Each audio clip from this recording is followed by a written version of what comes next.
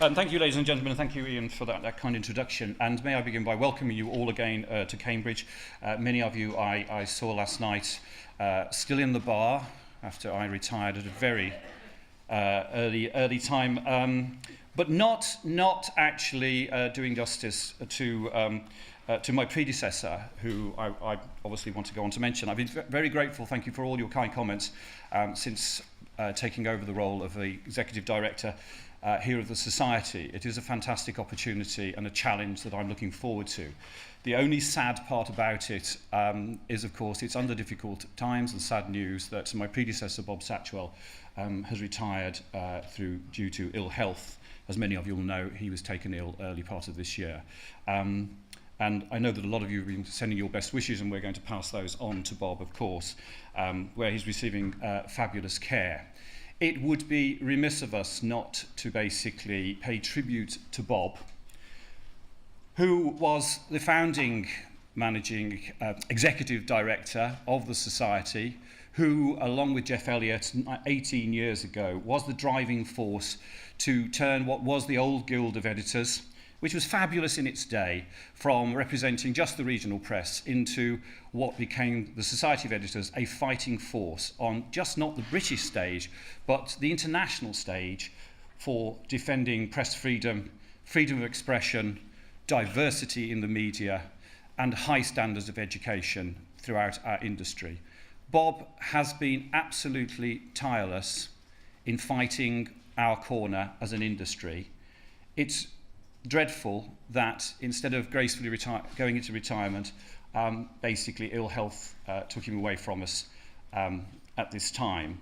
I'm sure that you'll want me to pass on the conference's best wishes to him. I know some of you are going to see him after the conference is over, but we'll be passing on those best wishes to him.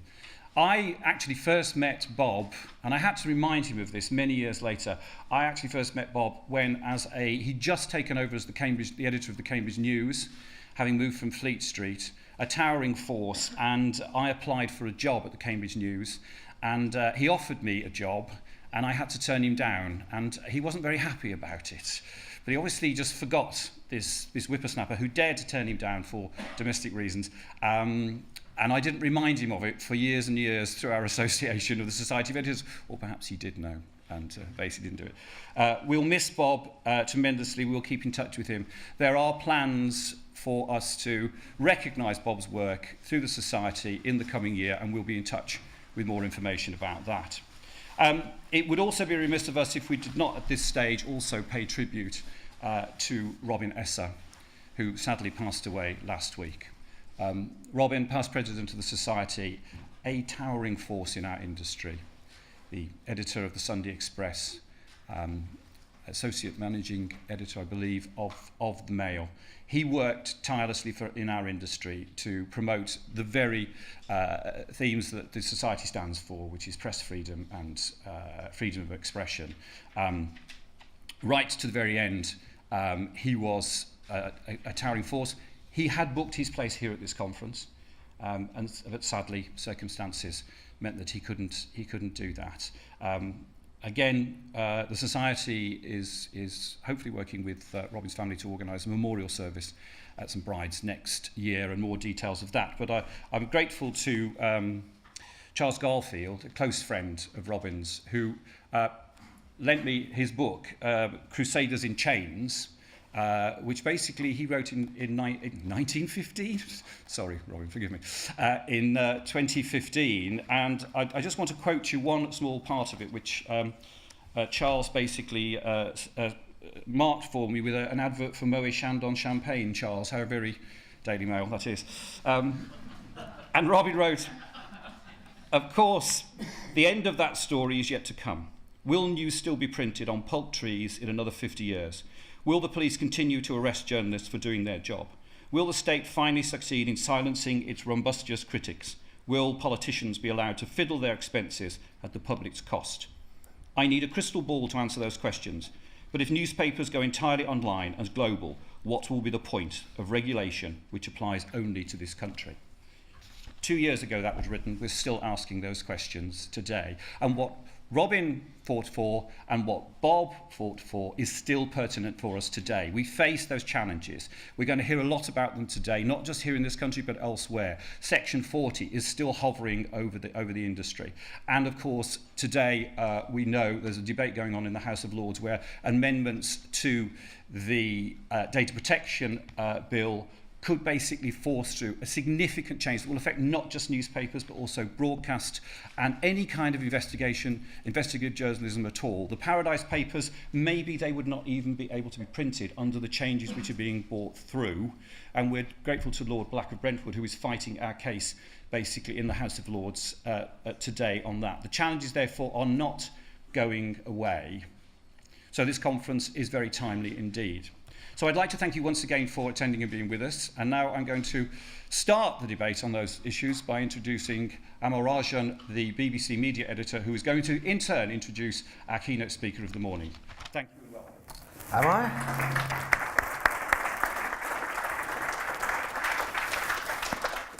God, I didn't realise I was going to introduce Chris. I think I better imagine I Wikipedia'd you very aggressively, very quickly. I'm going to keep my coat on because it's even colder here than it is over there. And also I want that sort of slight feeling of chill when I'm aggressively demolishing Chris's career in about 15 minutes' time. What can I say about Chris Evans? This is all from the top of my head because I didn't know I was doing this. Chris Evans worked at the Telegraph for a very, very long time. Stop laughing at me, Matt Moore. If anyone else at the Telegraph would like to lob in with anecdotes, this is your moment to do it. Chris... what can I say? Chris was integral to the Telegraph's expenses coverage. He worked with Tony Gallagher very, very closely on that. And he took over how many years ago now, Chris? As editor. 4. 4 years. He survived 4 years as an editor of a newspaper, which is longer than I did. And he successfully not shut a newspaper, which is also something that I did. So he's doing incredibly well, and he's... apologies to former independent staff here who might be offended by that. And he's stabilised the Telegraph, I think it's fair to say, not just in terms of circulation, but through, while recording profits of 52 million, but somehow still being in the headlines for all sorts of bad reasons, including, which he might touch on, a scandal to do with HSBC and the coalition between the editorial and commercial departments. I actually had the privilege of getting a train up here this morning with a Telegraph reporter who said it was a happier ship than it's been for a while. So you must be doing something right. And the other funny thing about Chris is that he works for a paper which is very anti-BBC and is very anti-Remainers and Ramonas, but he lives in Islington. With that, welcome Chris Evans.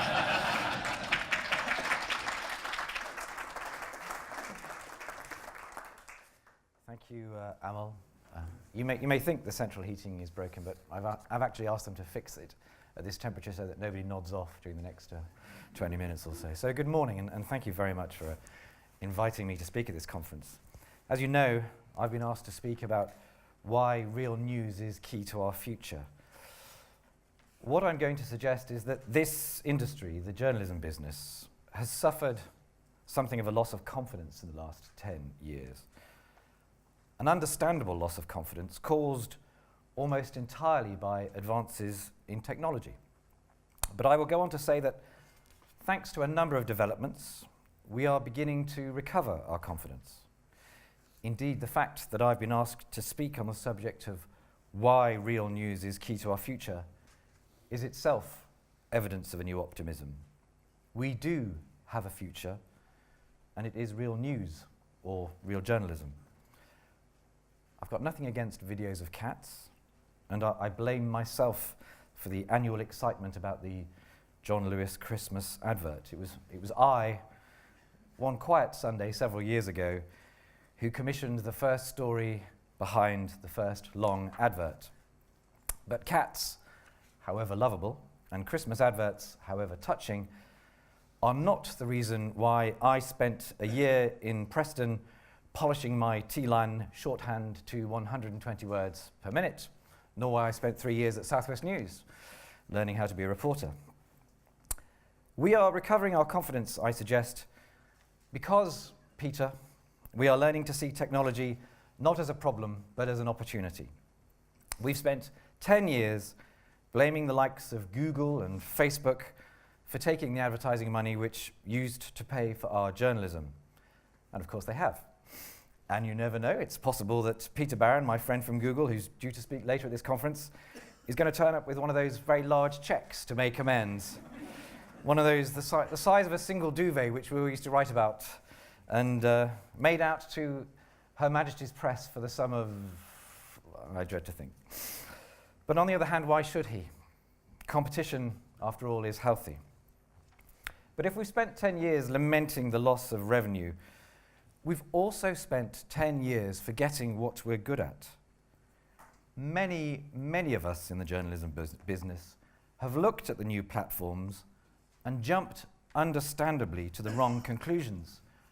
We've asked ourselves, how can we be exactly like all the stuff already on this platform? You might as well ask, how can we be as indistinct as possible? The platforms always say to us, please be yourselves. Bring as much of your personality and heritage to our platform as possible. But we, the journalism business, don't always heed that advice. Now, the answer, of course, lies in striking the right balance, in understanding what we can bring to these platforms, which its users can't find elsewhere, but also in understanding how we must change. Over the last 10 years or so, I've been treated to all kinds of observations from colleagues and others. There was one distinguished columnist, this was possibly after lunch. He was not particularly enamoured of what we once called the information superhighway. And so he said to me, well, he shouted, in fact, "Turn off the internet. Shut it down. Now!" Some colleagues have said to me, quite a few actually, rather irritated, "Can you please tell me when all this change is going to end?" And others, who tend to style themselves as digital natives, have said, "Let's ditch everything. The brand name, the journalism, the lot. Let's start again with stories about whistling dolphins, and let's never criticize anyone ever again, except perhaps capitalists." Usually they either claim to be a millennial or say that many of their best friends are millennials. Now, I tend, as I'm sure we all do, to pay more attention to enterprising individuals who are trying to start new digital publishing businesses. Invariably, these commendable people say to me, "I would kill for a brand like yours."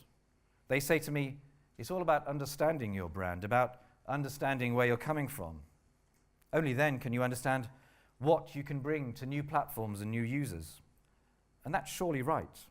It's about striking a balance between what must change, and goodness knows many things will have to continue to change, but also what must not change. Confidence in what we do. A future for real news which sees technology as an opportunity, not as a problem. So let me begin, and yes, I am only just beginning. Sorry, Amol, I know you told me to get this done in 10 minutes, by telling you a story about something which happened almost 10 years ago. At about that time, we, as an industry, were beginning to lose our confidence. Back then, the first iPhone was barely out of the box, and if you were a digital native, you were probably proclaiming that the future is desktop. So let me take you back to a spring afternoon in 2009. Back then, I was not yet the middle-aged, self-satisfied editor you see standing before you today. I was, in fact, the fresh-faced head of news at the Daily Telegraph. And on that particular afternoon in spring 2009, I was waiting for a delivery to our office in Victoria. A delivery of what turned out to be a cache of MP's expenses claims. True to newspaper folklore, the delivery arrived in a brown paper envelope. Inside was not a disc, as I was expecting, and as is often reported, but a small red box. This red box, in fact.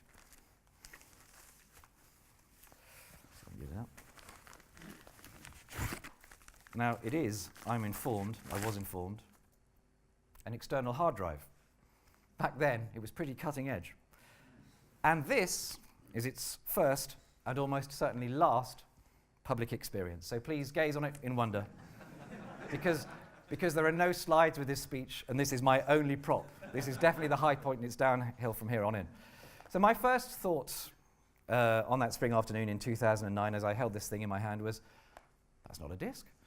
My second thought was, isn't it incredible that so much information, enough to fill several vaults, can be contained in this, whatever it is. My third thought was, well, I can't tell you what my third thought was. So I'll go back to the second point, to the idea that so much information could be held on something so small. Our stories about MPs' expenses could not have happened unless the technology existed to condense all that into this. Real news was the beneficiary of advances in technology.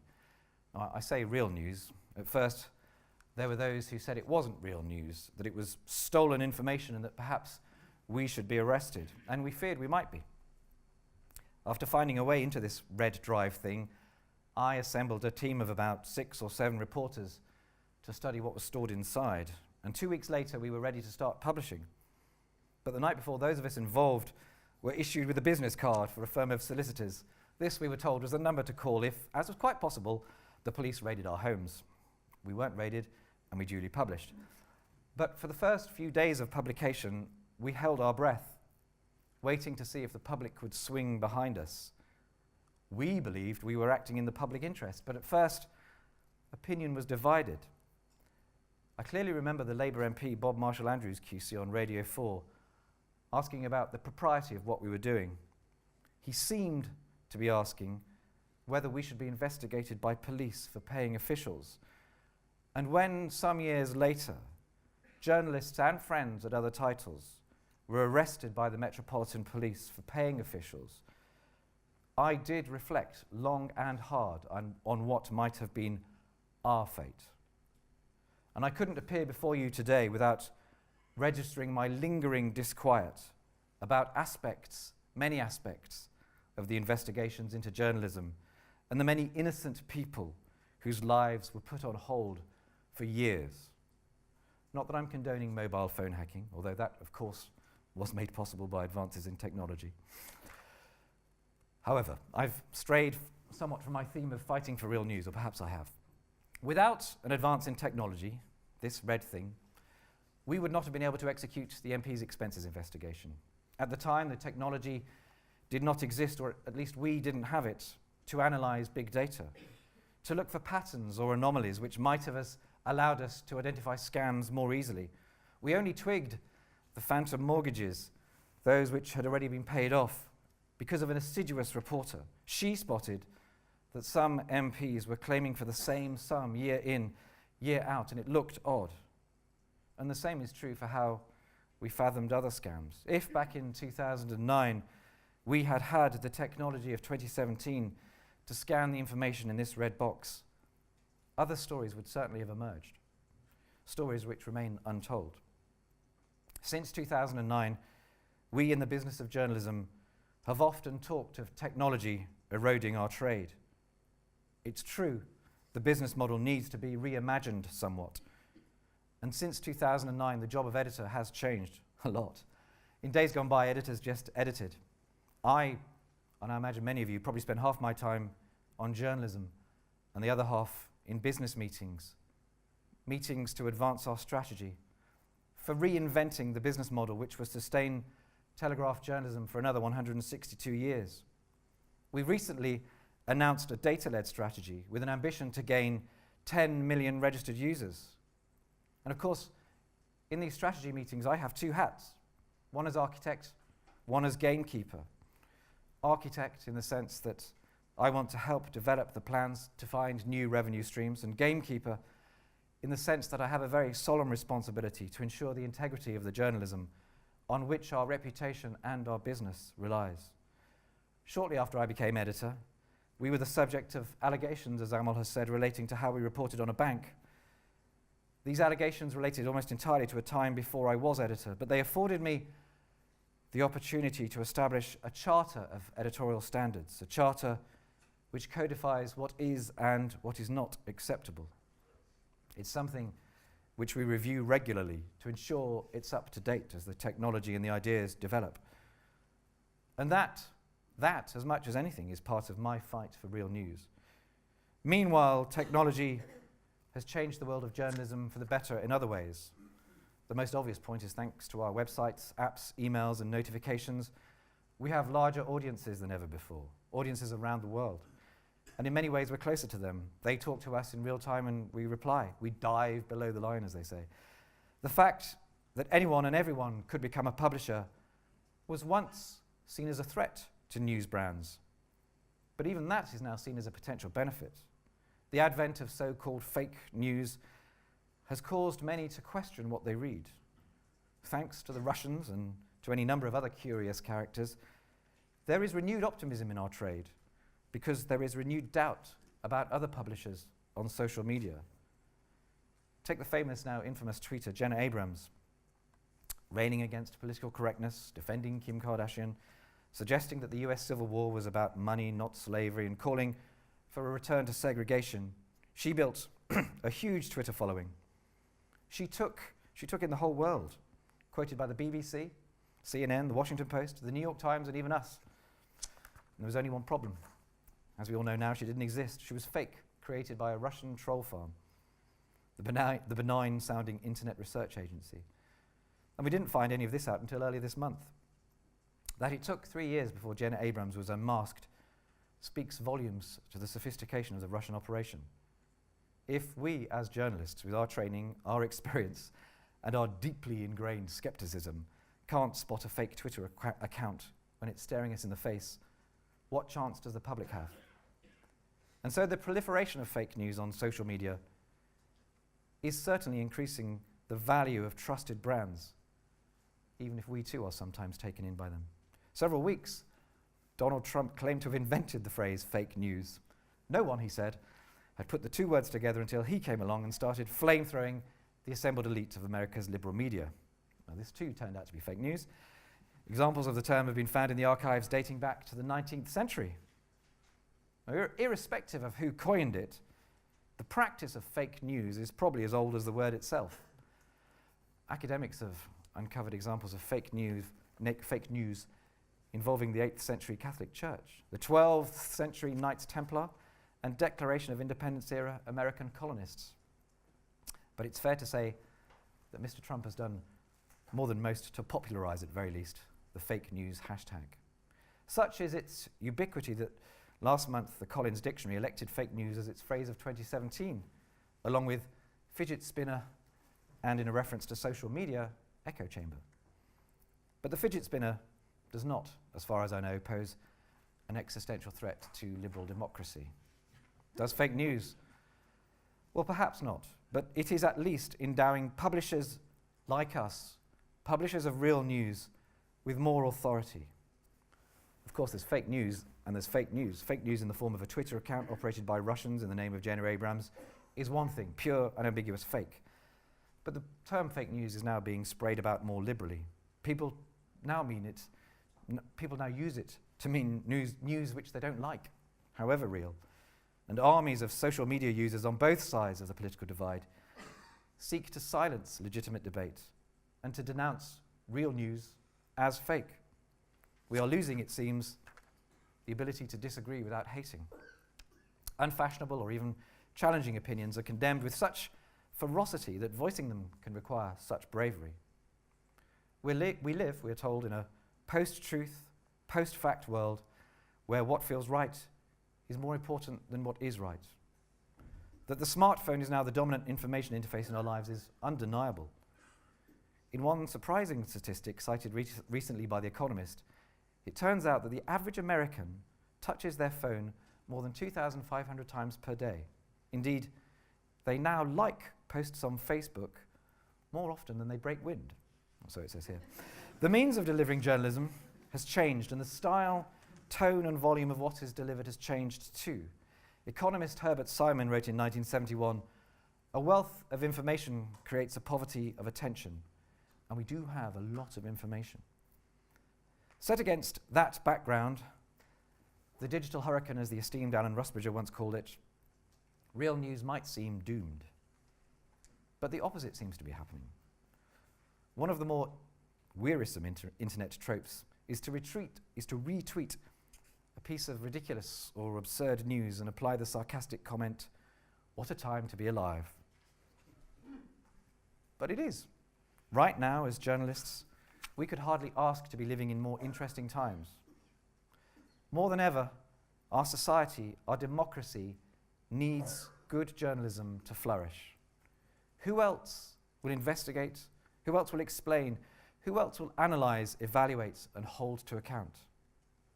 But while we want to believe that we perform these necessary functions, is there any evidence that the public actually wants them? Well, yes, there is. And there's increasing evidence that we, as an industry, are working out how to exploit it. In a year in which we, the MSM, mainstream media I'm told, have been assailed and denounced as fake news, public trust in us has increased. Is it possible that as a result, the economic prospects for journalism have improved too? Well, I do hope so, and thank you for inviting me.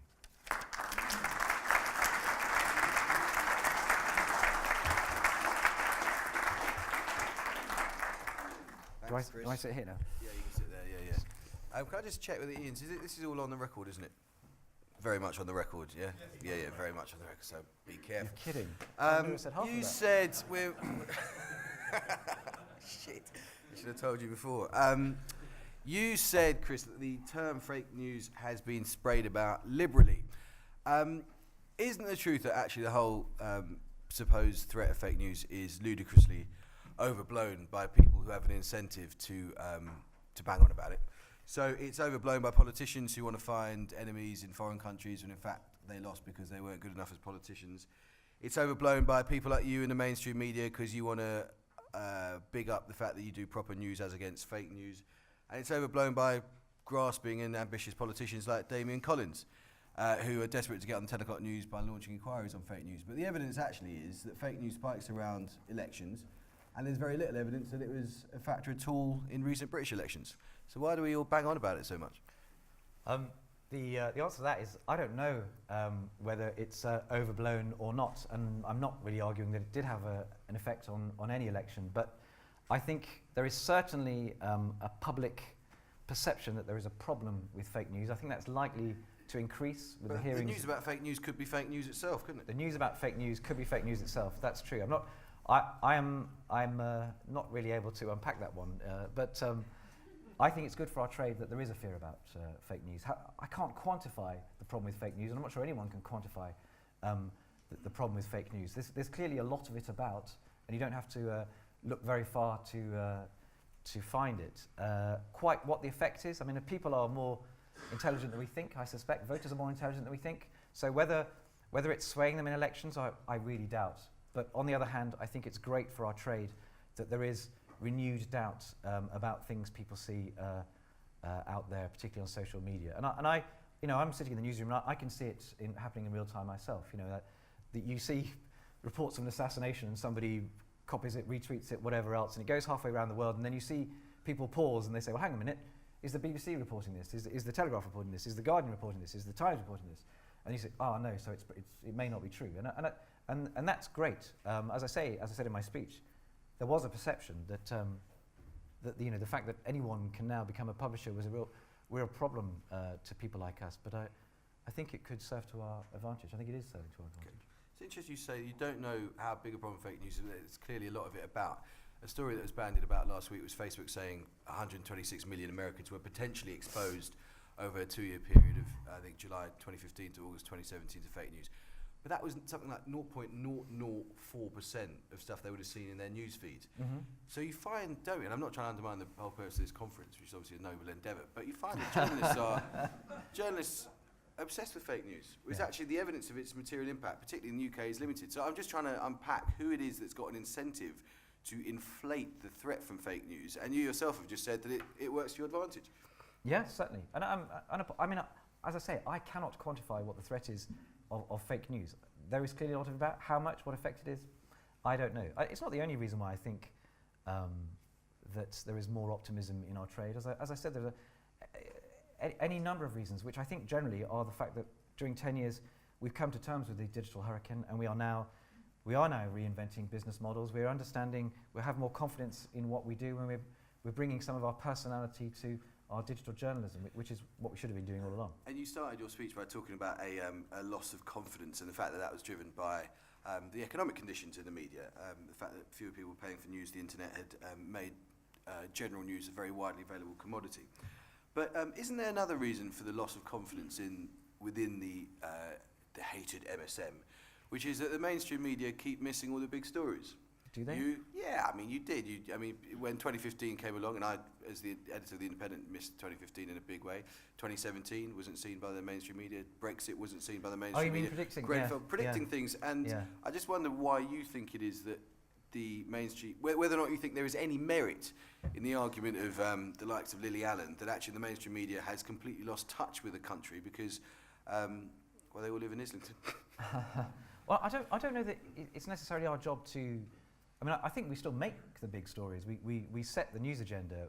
You're right that few of us foresaw events. Few of us foresaw Corbyn becoming leader, or the 2015 election result, or Trump, or the result of the recent general election. But I mean, the Telegraph's in a strange position where we certainly supported Brexit, but I wasn't convinced it was going to happen, and we supported the Conservatives at the 2015 election, and I didn't think they'd get a majority, but they did, and I was convinced that Theresa May would get a thumping great majority at this election. I was wrong about all three, but I don't buy the idea that somehow somebody else is making the news. I think if you did a forensic analysis of who is making waves, it's still very, very much the mainstream media, and to the point which you always raise with me about the last general election and the question of why is it or has Fleet Street passed its sell-by date? I don't buy the idea that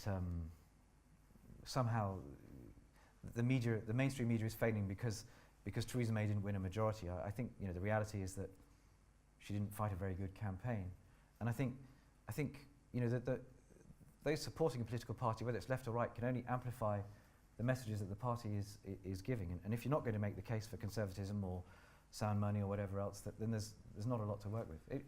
Going back, I mean, talking of fake news, it was a strange election.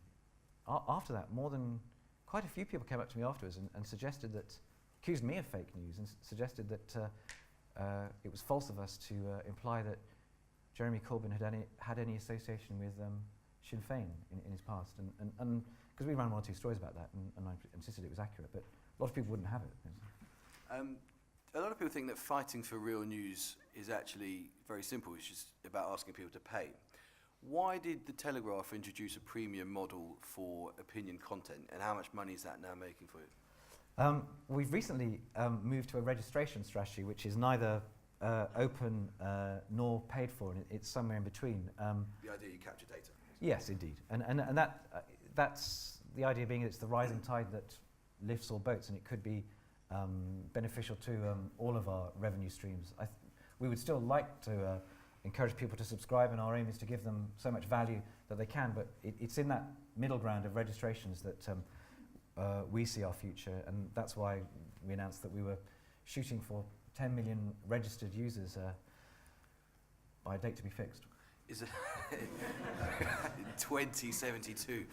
Is that making you much money? Have you put any figures out in the public? Do you have any figures you can give our assembled journalists? We only announced it a few weeks ago, so it's premium. But the premium content, having to pay for the premium subscriptions are certainly paying well. Actually, the most interesting thing to me as a journalist is not so much how much money it's making. It's this question of restoring confidence in what we do, because if you look at what people subscribe for, it is a lot of the core Telegraph stuff. It's the politics, it's the rugby, it's the arts coverage, and so on and so forth. And it's not videos of adorable cats or anything like that. You can see real deep engagement. Yeah. So talking of deep engagement, there's a lot of people that say that a future, or the future for journalism, is specialism. That it's much easier to get people to pay for stuff if you're providing something unique. Now, the main business of the Telegraph, which obviously has a political position and a tremendous heritage and pedigree, but the main business of the Telegraph, and you're from a news background, is to do what you might call general news. Do you think it's an impediment to the Telegraph's, I know what you're going to say to this, but is it an impediment to the Telegraph that your main business is in general news, in that it's harder to charge people for news that they can basically get elsewhere? No. Wait, okay, no, I tell you, there is an implicit difference, because you started charging for premium content, it's opinion. Let me tell you two things. First of all, I don't subscribe to this idea that news is now a commodity thing, a commodity content. I think Well, there are there are some things which undoubtedly are commodity, which are, you know, X happened here and, you know, Y was shot by so and so. But then there are exclusives, there are new developments to stories which, even if they're free, they burnish the brand. People know that we broke this story, the Allardyce story, for example. They know, you know, who broke the Weinstein story, and this continues to have enormous value for a brand, even if it can be ripped off in seconds. Now, of course, comment, opinion is much harder to plagiarize, and so it's easier to place that behind a paywall, for example, if that's what you wanted to do. But I certainly don't subscribe to the idea that news is just commodity. There are things which are commodities, and increasingly we can see that they can be produced by artificial intelligence. But I think the way in which we talk about news is quite crude, and there are many news stories which continue to add value to a brand, and we shouldn't conflate the two. You talked about how 50% of your time roughly is now spent on editorial decision making, which is an exercise in selection: what stories, what pictures, what headlines, what campaigns, what people, and half your time is spent on commercial matters. There are, again, those of maybe a different vintage, a younger generation, for instance Ben Smith of BuzzFeed, who think that the whole idea of editors as these sort of gatekeepers of information is ludicrously anachronistic. When BuzzFeed published a dossier before the American election purporting to show certain things about Donald Trump, they put the stuff online because they said, actually, the idea that you kind of make decisions about what goes online is a nonsense. So what, as the editor of the Telegraph, do you think is the enduring function of an editor in the digital world when information is more freely available? BuzzFeed has an editor, doesn't it? BuzzFeed does have an editor, yeah. And Ben Smith is the editor of the American but operation. we have one over here, Janine. Very much so. Quite, but I mean, I think Ben Smith was particularly attacking the idea of editors as gatekeepers, which is kind of what I thought they were. Well, it's a reasonable question. I mean, I think it's two things. If you have a document and you want to put it out there for people to analyse, then yeah, that's one of the things we can now do, which we couldn't do 10 years ago, and we do it sometimes. And I think journalism is becoming more conversational. People expect to interact with you, and they want to do your work for you. Sometimes you can put something out there and crowdsource it in some way, shape or form. I mean, it won't surprise you to say that I think there still is a role for the editor in terms of not least in terms of just making sure we're all singing from the same hymn sheets and pointing us in the same direction, because you can end up in quite a chaotic situation if everybody's just chasing their own tail, so to speak. Okay, we're going to take questions in a couple of minutes, so get your hands ready and we'll get a mic to you. I'm going to ask you two quick-fire questions before then. The first is about press regulation. I think it's about 512 MPs I think backed the recommendations of the Leveson inquiry for independent regulation as sanctioned by something called the Press Recognition Panel. I know we've often talked privately and publicly about your reservations about any kind of state-funded or state-backed or dabber statute behind any kind of regulator, and your sign up to IPSO. But do you at least accept that there is something anti-democratic about the fact that Leveson's recommendations were passed by 5/6 of Parliament and haven't yet materialised, despite your reservations about what he said? No, I don't. I mean, there's nothing anti-democratic about all three main parties and 512 MPs coming together to say, let's do this, and then the press get together and say, let's not. I think the freedom of the press in terms of our democracy trumps all of those concerns. I would say that, I'm a journalist, aren't I? But the fact that 512 or 511 or 513 voted for it is neither here nor there. We serve the people. We are an important part of democracy, and for me that doesn't come into it. Fine. Is the Telegraph for sale? Sorry? Is the Telegraph for sale? No, not as far as I know. Are you sure? Well, if you think about the coalescing factors, you've got owners who've made their money back. You've got foreign investors who might want to invest. The Telegraph's value, I keep getting told, is falling despite its massive profits. It'd be quite a good time to sell, wouldn't it? As far as I know, it's not for sale. I'd probably be the last one to know if it were. I know the feeling. Let's take the questions. That was a joke. That was a joke. Gentlemen at the back, have we got a mic? Thank you very much. My name is Martin Rajan and I work for a consultancy called Teneo. I wanted to ask you, we've had a lot of discussion this morning and yesterday about competition from the online giants. Yet we also in the UK specifically have a very large publicly funded news organisation which places a ton of material online, news, features, comment, analysis in the BBC. And it has a guaranteed income. What's your view on the kind of competition from that? Do you regard it as fair, and what would you change about it if you had your way? We should get him to answer this question, shouldn't we? Let's definitely not do that. And would you scrap the licence fee? I think we do have to look again at the BBC. I'm not sure that there's any appetite, even by the Conservatives, to do so. I think they pay lip service to the idea, but they carry on with it the way it is. I think within the BBC themselves, they are concerned for their future because they can see themselves being dwarfed by the likes of Netflix and so on and so forth. So, there are those within the BBC who say, it's a bit like what I quoted in my speech. There are those who say, no change, never, never, never, and others who can see a juggernaut coming down the road. I think for people like us, it is a potential problem because, as is often cited, in America where there is no BBC, the Washington Post and the New York Times can run quite a healthy subscription business, and that's not really available to us, certainly not on that scale. I suspect the future of the BBC will be decided not by our government, but by forces such as Netflix and so on and so forth. I think it will take quite a while, but it is an issue. Cheers, mate. Next question. Shouldn't he answer that? No, certainly not. You're mad if you don't have questions to the Telegraph. This is on the record. You should ask him anything. Yes, gentleman over there in the glasses, yeah. Hi, Nick Turner. Can you say which organisation you're from as well? Forgive me. Freelance. Excellent, thank you. Is the biggest threat to real news fake news or over-egged and exaggerated news? And by that, I'm referring to all the content that's created by news organisations basically to attract an audience on Facebook. Reverse engineering. We need content about Bake Off. We need content about this. So we just create content. Viewers' outrage about something on television turns out to be based around 2 tweets. That kind of thing.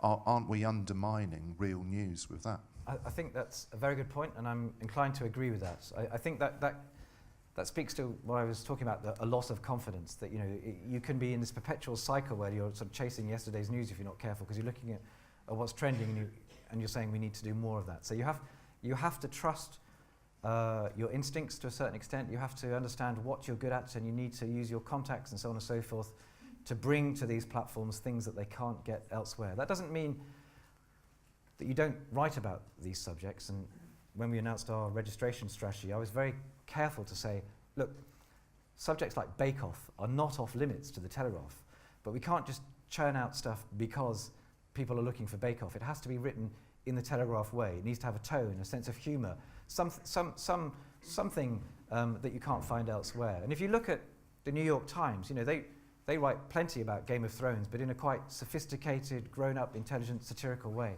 And so that's a long-winded way of saying I agree with you. Dominic Lawson banned coverage of Big Brother, didn't he? That was before. That was Dominic, and that was before the internet. Any other questions? Doug Wills. Sorry, I should say, gentleman over there. Doug, do you want to, just for the few people who don't know who you are, Doug Wills, managing editor of the Evening Standard and the Digital Independent. Thanks for the reminder. The question of the strength of the brand, surely, in fact, going against that last question, I agree with your sentiment that the power of the strength of journalism is in the upwards direction. Is the industry doing enough? Us here, are we doing enough to promote the whole fact that it's brand loyalty, brand confidence, that we are the ones who can portray serious journalism? We are trusted brands. Are we doing enough? Well, I'm not convinced. I think we've let ourselves down.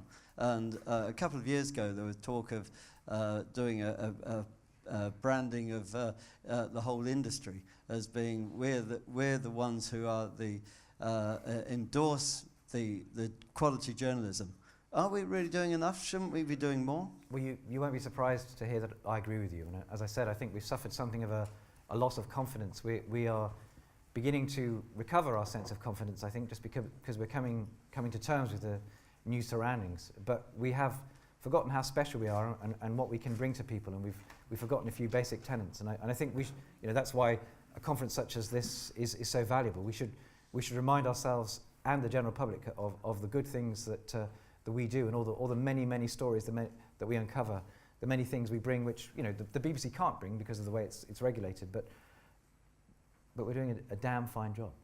How do we do it? How do we do it? For discussion, let's throw it open. Oh, you've saved your questions to it over time. Okay, very, very quickly, you've got 20-second answers. I'm like, 3 questions. Are we allowed to run over by 5 minutes? Let's do it. In the interest here for democracy, aren't we? Yeah, lady in red. Okay, I'm Kerry Gould and I'm the Editor-in-Chief for the Trinity Mirror South East in Cambridge. Would you agree that the biggest challenge that the mainstream media faces is the fact that our newsrooms are totally unrepresentative of society? A head count in this room, 20 women, 80-odd men. And I wonder what the Telegraph is doing about that. And the BBC, which has got a terrible crisis yes, on yes. that front. I was just going to take these other questions very quickly, sorry, so we can wrap up, sorry. Quickly, if you would. Obviously, for the mainstream media, we all know that the generation gap is a huge problem, both in print and online. But do you have any stats on the age profile difference between online Telegraph readers and those who still buy it in the print format? It is interesting. The premium thing was very interesting. That there's a group which buy the paper, which are over a certain age, and then the people who register premium are sort of roughly 50 and over, and then the people who register are in the 35 to 50 bracket. So in that sense, it's very, very encouraging. And I think. Oh, yeah, why don't you answer that lady's questions about the sociological crisis in I agree entirely. It's a pressing question. If you look at the Telegraph newsroom, people there are nearly entirely white, and while we have a pretty good split in terms of gender, the further you go up the ladder, the fewer and fewer senior women there are, and it's something we must put right. What have you done about it? Well, I've just appointed my second senior female editor, and I'm actually, with the new chief executive, sitting down and developing a whole strategy for addressing gender pay. I mean, we, along with everybody else, have got to publish details about gender pay. And we're doing work on a career framework. I mean, it's always compounded when you've got redundancies, because it's harder to think about giving young people a career framework when you're having to sort of work out how you do more with less. But I agree with you. Unqualified agreement is something we must address. And sir? Sorry, James Hall from Alamy. Just a very quick question, which is, once upon a time you used to have at the front of a paper lots of reports that basically had no personality. The idea was there was no, it was very, very straight news. All the personality was in the comment pieces. You just said that the future of journalism is bringing personality to digital journalism. How much personality can you bring to news before itself stops being news? That's a very good question. I mean, I think part of my role, I should have said this to Amol when he questioned why the Telegraph needed an editor like me, is to make that judgment on a day-by-day basis. I mean, there's news and there's comment, but equally the news you get in The Guardian is different from the news you get in the Telegraph and the news you get in the Times, depending on where they sit in the spectrum. I think it's very, very important that we strike the right balance in terms of informing in terms of news and offering our opinion. But it's impossible to say exactly where it is on a sort of general rule. You have to do it on a story-by-story basis, which is why you need an editor, which is why you need a society of editors. Exactly. What a nice note on which to end. Guys, can we all thank Chris for talking so openly and refreshingly? Cheers, mate. Much appreciated. Time for a coffee now, I think, Ian, and you've got about 7 minutes to find a radiator. Actually, that's actually right. It isn't on the schedule, but we're going to take a coffee break now while we try and actually fix some of the air conditioning here. The folks at the front are freezing. You lucky guys who are all at the back, guys and girls, you don't know how lucky you are up there. Come back with your coats, but we'll try and fix that. But coffee break, 15 minutes, please, upstairs. See you all later. Thank you very much.